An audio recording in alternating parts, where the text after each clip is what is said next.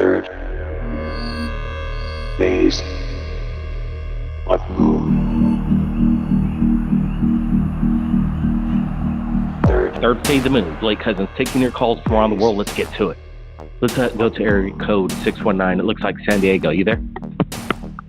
Hi. This is Christy. Can you hear me all right?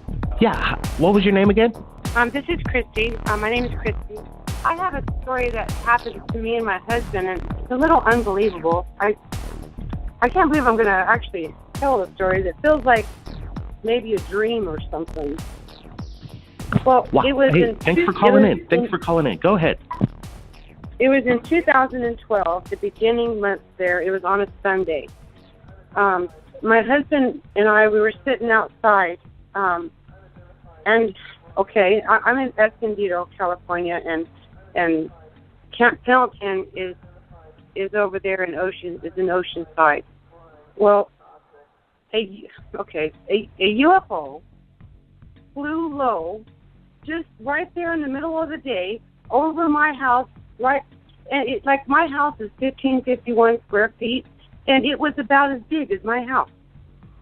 And it was kind of no sound and huge and just steady, and there was a little fighter jet behind it, military jet or plane that was following it. And it was just going real steady. And I wanted to go in and get, something to take a picture with it, but I just froze. And, oh, my goodness. Okay, but that's not the main part of the story here. Okay, it came over the house, and then we watched it just keep going at an angle, but it came from the direction of Camp Pendleton. So, first we had to absorb what just happened to us. So it was really wild to know that we just saw an unidentified flying round circle. It was massive. And it was flying, just flying like that in the middle of the day with a little jet following it. And then after I sat down and we kind of composed ourselves a minute, I called my dad. I go, Daddy, you're not going to believe what we just saw. And I told him the story, and he goes, well, who are you going to tell? I said, I know, I sound crazy, but it really happened. And he goes, and he was right. Who are you going to tell? You know what I mean? Not like you can call the police, there's nobody to tell. I guess, well, now that I found you guys. Okay, well, here is what... Absolutely. Well, and you don't want to go tell MUFON either. Go ahead. Sorry. Oh, yeah. Well, here is the crazy part, okay? Now, it's Sunday. Now, Monday come along, and my husband, he works on Camp Pendleton there. So he drove into work as usual. We talked about it before he left. I said, man, I'm still kind of in shock about what we saw. He goes, yeah, me too. He goes, all right. Well, he headed off to work. Now, I talked to him at lunchtime, and he didn't remember. And then when he came home, he didn't remember. He didn't remember seeing it.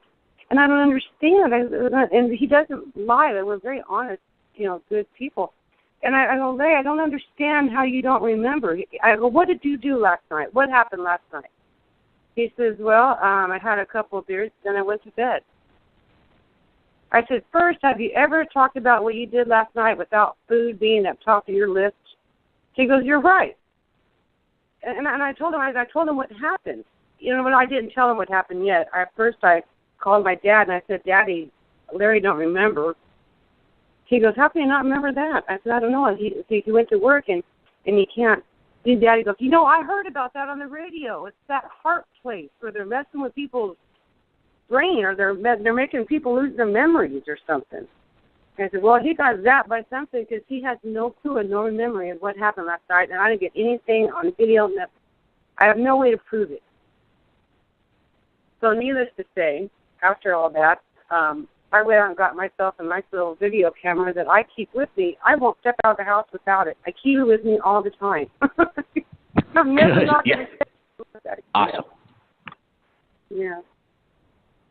So that's my story. I just thought I would share it with you guys. Well, what's so weird is that this missing time, sometimes just total, basically a blackout of the whole experience. You remember, your husband can't recall what went down. That must be kind of frustrating, I'd imagine. Well, at first he just didn't know what I was talking about. And then when I showed him, I go, Larry, look at your story. That's like a made-up story. You had a couple beers and went to bed. You know, Larry's the first one to say what he has for dinner and whatever I cooked for him. You know, he loves food. It's just the whole thing. The fact that he had a story. I had a couple beers. I watched TV. I went to bed. We sat outside the backyard and we watched the UFO come over. What happened? Well, let me ask you, what military base was this next to again? Camp Pendleton.